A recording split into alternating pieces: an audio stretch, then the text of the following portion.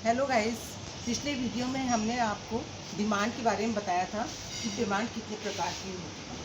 आज हम आपको बताने जा रहे हैं कि डिमांड शेड्यूल और डिमांड कर्व क्या होता है। यानी कि अगर हमें ये शो करना हो कि कितने कितने प्राइस पे डिमांड कितनी कितनी रही है, तो उसको हम किस ढंग से शो करेंगे शेड्यूल में और किस ढंग से हम उसको कर्व के द्वारा शो करेंगे, यही आज हम आपको बताने जा रहे हैं। देखिए इधर डिमांड शेड्यूल एंड डिमांड का क्या बता रहे हैं। देखिए शेड्यूल वो चीज़ होती है, शेड्यूल मीन्स एक टेबल होती है। उस टेबल में हम दो वेरिएबल लेते हैं। एक वेरिएबल में वो वेरिएबल होता है जो कि इंडिपेंडेंट होता है, जैसे कि प्राइस यहाँ पे इंडिपेंडेंट वेरिएबल है और इस पर क्या डिपेंड है, डिपेंडेंट वेरिएबल है डिमांड। तो प्राइस और डिमांड को हमने एक टेबल से शो किया है, इसको हम कहेंगे शेड्यूल। शेड्यूल मतलब तालिका, तालिका मतलब टेबल, जिसमें कि हम कॉलम बनाते हैं, जिसमें कि प्राइस और डिमांड जिस दो वेरिएबल हमने दिखाए दोनों का रिलेशन इससे शो हो रहा है। इसी तरह से अगर इसको हम डायग्राम से रिप्रेजेंट करते हैं तो एक कर्व मिलता है, ये कहलाता है कर्व। तो आपको समझ में आ गया कि शेड्यूल क्या होता है और कर्व क्या होता है। अब आपको बताने आ रहे हैं demand schedule and demand curve के बारे में। डिमांड शेड्यूल वो शेड्यूल होता है, वो टेबल होती है जिसमें कि प्राइस और डिमांड के रिलेशन को दिखाया जाता है। यहाँ पे ये दिखाया गया है कि कितने कितने प्राइस पर कितनी कितनी डिमांड रही है। जैसे जैसे प्राइस बढ़ता गया है वैसे वैसे डिमांड कम होती गई है, ये आपको टेबल देखने से पता लग रहा है। ये है डिमांड शेड्यूल। और जब इस टेबल को एक डायग्राम से आप दिखा देंगे तो आपको एक कर्व दिखेगा जो कि बाएं दाएं नीचे की ओर झुक रहा है। इस कर्व का मतलब यही है कि जैसे जैसे कीमत कम होती है वैसे वैसे डिमांड, जैसे जैसे कीमत में वृद्धि होती है वैसे वैसे डिमांड में कमी होती है, जैसा कि डी कर्व दिखा रहा है। तो डिमांड शेड्यूल को डायग्राम में दिखाना तो एक कर्व मिलता है, उसी को कहते हैं डिमांड कर्व। अब ये देखिए, जो डिमांड कर्व है इकोनॉमिक्स में, ये दो प्रकार का होता है। एक होता है individual demand schedule and curve, दूसरा होता है market demand schedule and market demand curve. तो पहले आपको हम बताएंगे individual demand schedule and curve के बारे में। देखिए इंडिविजुअल डिमांड शेड्यूल, जैसा कि नाम से ही पता लगता है कि इसका संबंध किसी एक व्यक्ति से होता है, इसका संबंध किसी एक क्रेता से होता है, इसका संबंध किसी एक उपभोक्ता से होता है, सभी से नहीं होता है बल्कि किसी एक उपभोक्ता से होता है, एक व्यक्ति से होता है, एक क्रेता से होता है। और हम जैसे कि मान लीजिए 12 रुपये कीमत है, तो 12 रुपये कीमत पे हम 10 की इकाइयों की डिमांड करते हैं। तो ये भी हो सकता है कि दूसरा इतनी कीमत पे 12 इकाइयों की डिमांड करे या दूसरा इतनी ही कीमत पे 20 इकाइयों की डिमांड करे। तो सबकी वो प्राइस एक रहेगा लेकिन सबकी डिमांड अलग अलग होगी। यही individual schedule demand schedule show करता है। जैसा कि इसमें दिखाया गया है, आप लोग देख रहे हैं कि प्राइस जो है, ये प्राइस है, ये डिमांड है।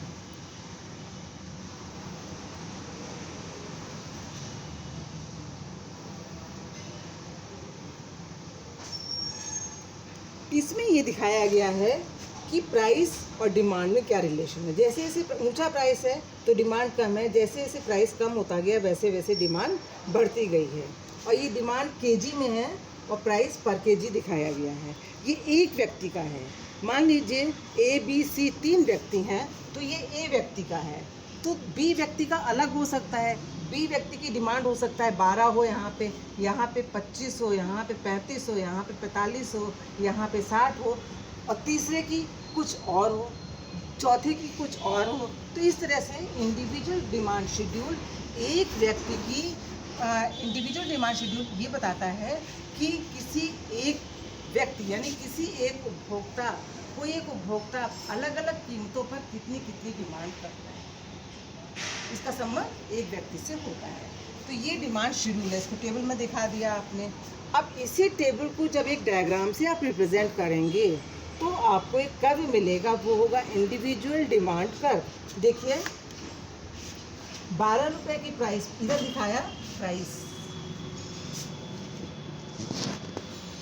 प्राइस पर केजी, डिमांड केजी में दिखाई है।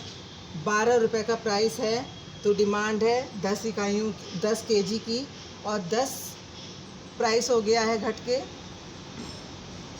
तो डिमांड बढ़ के हो गई है 20 की। 8 रुपये केजी होने पर डिमांड और बढ़ गई है, 30 इकाइयों की हो गई है।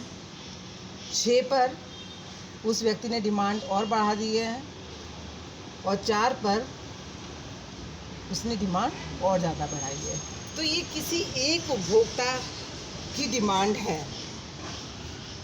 इसको जब एक कर्व से मिला देते हैं,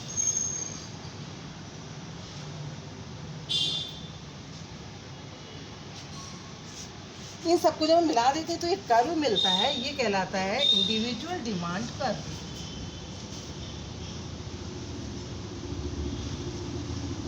individual demand curve. Individual demand curve ये बताता है कि अलग अलग कीमत पर एक उपभोक्ता वस्तु की कितनी कितनी मात्रा खरीदता है, ये दिखाया गया। इसका संबंध किसी एक व्यक्ति से होता है। अब आपको हम बताएंगे मार्केट डिमांड शेड्यूल के बारे में। कैमरा हटा लो सामने से। मार्केट डिमांड शेड्यूल, जैसा कि नाम से ही पता लग रहा है कि ये वो तालिका होती है जिसका संबंध किसी एक व्यक्ति या किसी एक क्रेता या किसी एक उपभोक्ता से ना होकर बाजार में जितने भी क्रेता हैं, बाजार में जितने भी उपभोक्ता हैं, उन सबसे होता है, उन सबकी मांग से होता है। मार्केट डिमांड शेड्यूल पता करने की 2 विधियां हैं। एक तो विधि ये होती है जैसे कि मार्केट में 4 क्रेता हैं, ठीक है, तो हम A B C D और चारों की डिमांड हम ले लें। प्राइस तो रहेगा, चारों के लिए एक ही प्राइस रहेगा, लेकिन डिमांड चारों की अलग अलग होगी। चारों की डिमांड का हम टोटल कर लें और फिर आने प्राइस और जो टोटल आया है उसको हम टेबल से दिखाएं तो वो हो जाएगी मार्केट डिमांड शेड्यूल। एक ये तरीका होता है कि 4 है तो चारों की हमने इंडिविजुअल डिमांड शेड्यूल का टोटल कर लिया। दूसरा मेथड ये होता है कि किसी एक व्यक्ति की, किसी एक क्रेता की इंडिविजुअल डिमांड शेड्यूल को हम ले लें और फिर उसको नंबर ऑफ बायर्स, जितने क्रेता हैं मार्केट में, उससे हम मल्टीप्लाई करते जाएं।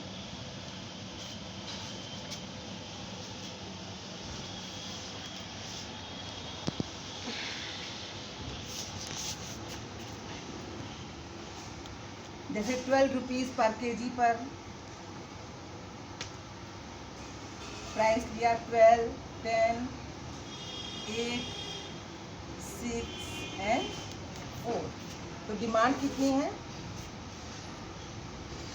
एक, हमने कहा ना कि एक क्रेता की इंडिविजुअल डिमांड शेड्यूल लेंगे, तो एक क्रेता ने जो डिमांड की है वो है 12 रुपये की कीमत पर 10 केजी, 10 पर 20 केजी और 8 रुपीज़ केजी पर 30 और 6 पर 40, 4 पर 50। ये तो एक व्यक्ति की हो गई, एक क्रेता की ये हो गई डिमांड शेड्यूल। अब इसको नंबर ऑफ मल्टीप्लायर से मल्टीप्लाई कर दिया। मान लीजिए कि 500 है क्रेता एक मार्केट में, तो 500 से मल्टीप्लाई करते जाएंगे।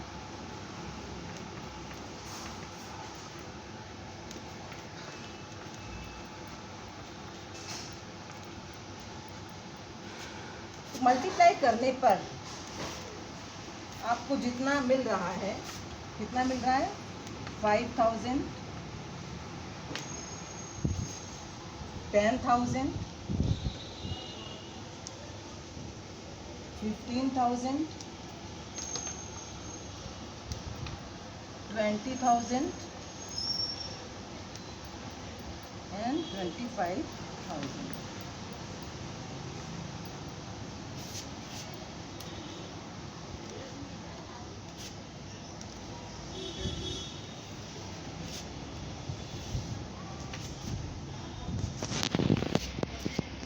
ये आपकी हो गई मार्केट डिमांड शेड्यूल। 12 रुपये की कीमत पर डिमांड कितनी है? 5000 केजी की। जैसे जैसे प्राइस कम होता गया वैसे वैसे डिमांड क्रेताओं ने बढ़ा दी है। तो इस तरह से ये मार्केट डिमांड शेड्यूल है, इसको हमने प्राप्त किया है कैसे? एक इंडिविजुअल डिमांड शेड्यूल को लेके उसको नंबर ऑफ बायर से मल्टीप्लाई कर दिया है, तो हमको मार्केट डिमांड शेड्यूल पता लग गई है। अब इसी को जब एक डायग्राम से दिखाएंगे हम तो एक कर्व मिलेगा, वो होगा इन मार्केट डिमांड कर्व। अब देखिए मार्केट डिमांड कर्व कैसे बनता है।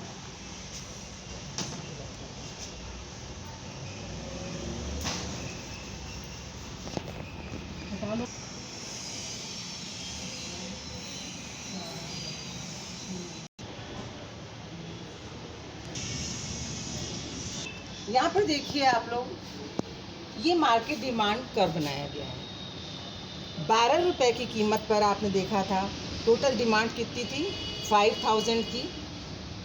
10 रुपीज़ पर टोटल डिमांड कितनी हो गई थी, 10,000 की।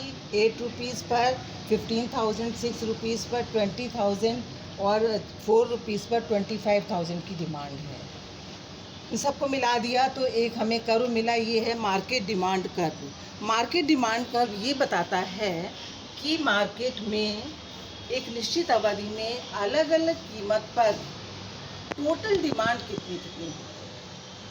इससे हमें ये पता लगता है कि कितनी कीमत पर उपभोक्ता लोग वस्तु की कितनी मात्रा खरीदते हैं। तो ये है मार्केट डिमांड कर्व। ये बाएं से दाएं नीचे की ओर झुकता हुआ होता है। इसका मतलब है कि जैसे जैसे कीमत कम होती जाती है वैसे वैसे उपभोक्ताओं के द्वारा वस्तु की खरीदी जाने वाली मात्रा में वृद्धि होती है। तो इस तरह से बच्चों आज हम लोगों ने पढ़ा है, क्या पढ़ा है आज हम लोगों ने? आज हम लोगों ने ये देखा है कि individual demand schedule and curve क्या होता है, market demand schedule and curve क्या होता है। और ये दोनों ही कर्व बाएं से दाएं नीचे की ओर झुकते हुए होते हैं। ये इनका डाउनवर्ड स्लोप क्यों होता है, नेगेटिव स्लोप क्यों होता है, इसको हम अगले वीडियो में आप लोग के साथ में डिस्कस करेंगे। मांग के नियम के नाम से, यानी कि लॉ ऑफ डिमांड के बारे में आपको बताएंगे। Thank you.